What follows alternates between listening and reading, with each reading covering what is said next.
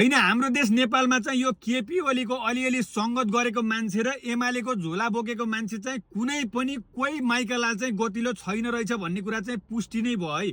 अब हामी सारा नेपाली जनताले राष्ट्रिय आमा भनेर सम्बोधन गरेकी सुशीला कार्कीलाई पनि पत्रकारले आमा भनेर सम्बोधन गर्दाखेरि पुरै च्याठेर झोकिएर जिरिङ जिरिङ गरेर सारीको फरिया उचाल्दै आइन्दादेखि मलाई आमा नभन्, त्यही बालेनको बुढीलाई गएर आमा भन् भनेर भनिन्छन् कि होइन। यिनी किन यति साह्रो जिरिङ जिरिङ गरेको, के खोजेको, मर्ने बेलामा के चाहिएको, जनताको गाली खान किन परेको, मर्ने बेलामा राम्रो काम गरेर मर न हो आमा।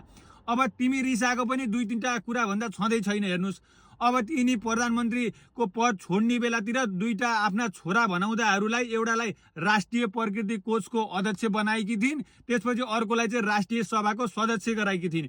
अहिले बालेन प्रधानमन्त्री भइसकेपछि तिनीहरूको पद पुरै बर्खास्त गरिदियो।